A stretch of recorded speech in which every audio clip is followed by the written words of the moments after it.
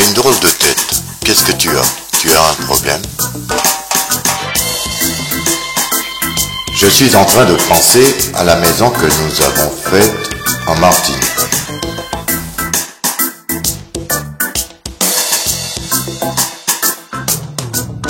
Tiens, je te sers un café.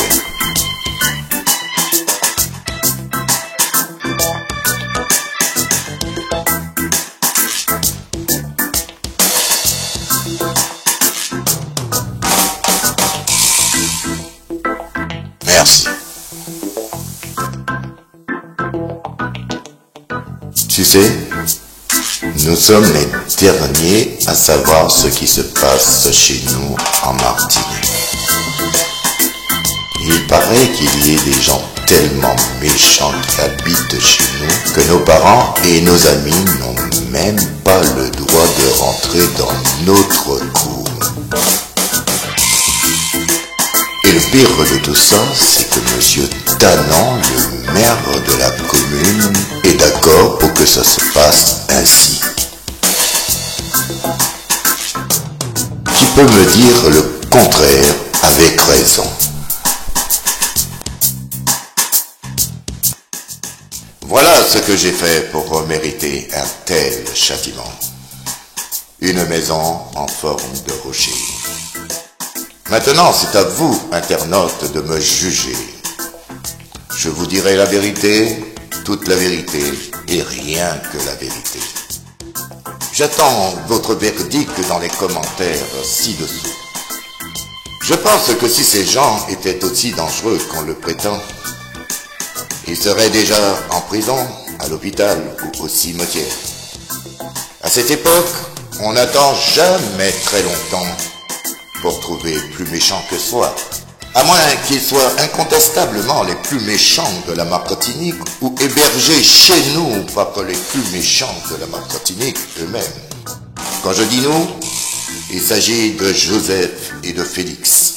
Nous sommes partis en 1999, un peu obligés parce que nous avions rencontré trop de jalousie, trop d'incompréhension.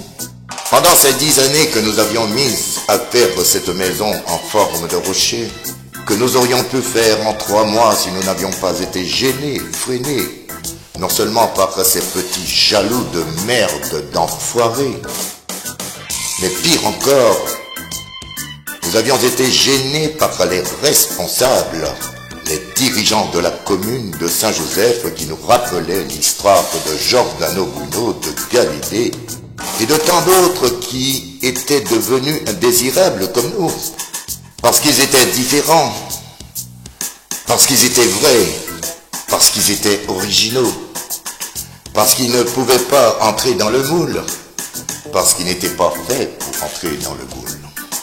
Et c'est grâce à eux aussi, aujourd'hui nous pouvons utiliser une voiture, un ordinateur, fermer un contact pour éclairer toute une ville, et tellement d'autres choses que je ne saurais citer. Ils étaient les pionniers. S'il n'avait pas existé ce Galilée qui ne pouvait pas rentrer dans le même moule que tout le monde, je ne vous raconte pas dans quelle merde nous serions aujourd'hui. Ceux qui n'acceptent pas la différence sont vraiment tapés, parce que la vérité, c'est que nous sommes tous différents. Au départ, nous avions vu Émile Maurice qui faisait semblant de ne pas voir Félix, l'artiste, mais qui l'aidait quand même un peu. Je ne dirai pas du mal de lui parce qu'il ne mérite pas que je dise du mal de lui. Nous n'étions pas d'accord, mais c'était une bonne guerre. En étant comme il était, il m'avait permis de voir les enfoirés qui m'entouraient. Je suis né le 7 juillet, lui le 8 juillet. Je suis né un jour avant lui, lui 40 ans avant moi. Je sais que 2 courants de même nature se repoussent toujours. Mais il n'y avait pas de danger. Mais ces deux-là, Safache et Tanan. Safache crache sur nos idées qui ne sont pas comme celles de tout le monde. Tanan dit non lorsque la rivière nous ramène du sable. Comment faisaient-ils ces deux-là pour attirer des électeurs intelligents? Ils ont bafoué les droits des artistes. Et ils nous ont condamnés un peu comme au XVIe siècle. à l'époque de l'Inquisition. Je ne dirai pas du mal d'Émile Maurice, qui m'avait quand même un peu aidé en me donnant quelques sacs de ciment et de quoi manger pendant quelque temps. J'ai le sentiment qu'il m'aurait aidé davantage, mais il succomba d'une crise cardiaque. Safache est un homme en traité un peu comme on traitait les porteurs de bonnes idées à l'époque de l'Inquisition. La seule différence, c'est qu'ils ne nous ont pas cramés, ils ne nous ont pas tués, puisque c'est interdit maintenant.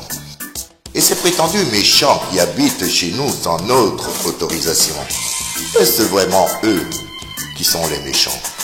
Ces soi-disant méchants qui habitent chez nous sans notre autorisation. Quand je dis nous, il s'agit de Joseph et de Félix, parce qu'il n'y avait que ces deux-là pour faire une œuvre pareille, le conscient et l'inconscient. Et ces prétendus méchants qui habitent chez nous sans notre autorisation, je suis certain que ce n'est pas le hasard qui les a poussés chez nous. Et vous les internautes, pensez-vous que cette maison en forme de rocher qui aurait pu être un objet de curiosité pour les touristes, qui aurait pu être un atout pour créer au moins une dizaine d'emplois dans la commune de Saint-Joseph, puisse être livrée à des gens aux activités de parasites qui ne rapportent rien dans la commune de Saint-Joseph et qui foutent mes 10 années de travaux et de souffrance en l'air comme ça? Pensez-vous que ma maison puisse être aux mains de ces gens-là sans que ce soit la volonté de monsieur le maire de la commune de Saint-Joseph? Suivez cette histoire et vous aurez la preuve que c'est voulu par la municipalité de Saint-Joseph.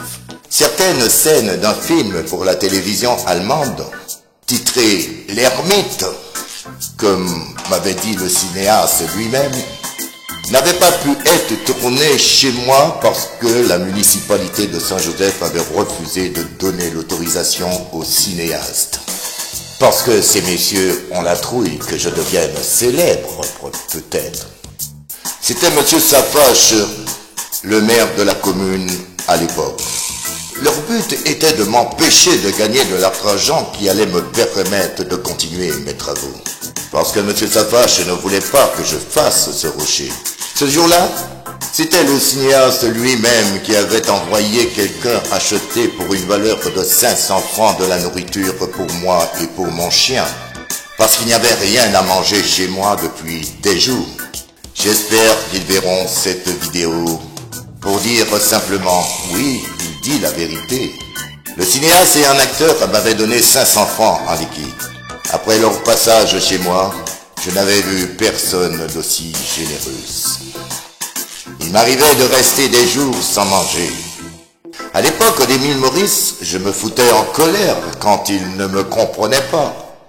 Mais jamais il me laisserait sans manger. Je ne suis pas idiot, je vois ce qui est. Ce n'était pas parce que je n'avais pas le droit de faire ma maison en forme de rocher que le film n'avait pas été tourné chez moi. Puisque M. Émile Maurice, qui était le président du Conseil général de la Martinique, en quelque sorte le chef de la Martinique, me donnait du ciment pour continuer mes travaux. Donc, si je n'avais pas pu louer ma maison au cinéaste, c'était parce que M. Safache était jaloux de moi avant et après la mort de M. Émile Maurice, et l'est sans doute encore, parce que la jalousie ne se guérit pas comme ça. Mais je crois que cette jalousie s'attrape dans la mairie de Saint-Joseph, puisque M. Tanon me traitait et me traite encore avec cette même jalousie. Je vais raconter ce qu'il m'avait fait à l'époque où il était encore agent technique à la mairie de Saint-Joseph sous Safache. Il avait envoyé une pelle mécanique chercher moins d'1 mètre cube de sable à 30 mètres de chez moi environ. J'avais compris que c'était pour me mettre en difficulté, pour que je ne récupère pas ce sable qui m'aurait permis de continuer mes travaux. Il n'avait pas vraiment besoin de ce sable, puisque, d'après ce qu'on m'avait rapporté, c'était pour le remettre en amont de la rivière au cœur Bouliki pour faire une plage pour les touristes. Et 2 jours après, il se passa quelque chose qui me donne encore aujourd'hui des frissons quand j'y pense. Ce jour-là, C'était comme si le régent de la rivière disait à Monsieur Tanon, « Ce que je donne à Félix, ne le prends pas par méchanceté parce que je lui en donnerai davantage. » Il faisait beau, un beau ciel bleu. Tout à coup, le ciel s'était mis à changer. Tout devenait sombre. Un gros nuage noir avait envahi le ciel en laissant échapper un orage très violent. Puis, tout de suite après, la pluie s'était mise à tomber avec une telle intensité que l'eau de la pluie coulait dans la cour comme dans un ruisseau. Il y avait tellement d'eau de pluie qui coulait dans la cour que je pensais que dans quelques instants, la rivière se déchaînerait. J'appelai mon chien Ponky pour aller nous mettre en hauteur à l'abri. En passant, je changeai de place la vache de France qui était au piquet à l'endroit même où passerait la rivière dans quelques instants, en emportant tout sous son passage. Je mis la vache de France au piquet en hauteur. Quelques instants plus tard, je viens de sauver la vache de France, pensai-je en regardant passer à l'endroit même où elle était au piquet, des tuyaux de 600 en fonte et des rochers de ce calibre dont les deux qui sont à l'entrée de chez moi. Ce jour-là, je demandai au conducteur d'engin qui était venu dégager la voie de me rendre le service de me placer 2 rochers de ce calibre que la rivière avait laissé presque à l'endroit même où M. Tanon avait prélevé le sable 2 jours auparavant. Je demandai au conducteur d'engin de placer ces 2 rochers à l'entrée de chez moi. Il m'avait rendu le service. Je te remercie encore, mec. Ces 2 rochers sont à l'entrée de chez moi depuis ce jour-là. La rivière toucha ma maison jusqu'au niveau du sol et laissa entrer l'équivalent d'1 verre d'eau dans ma maison.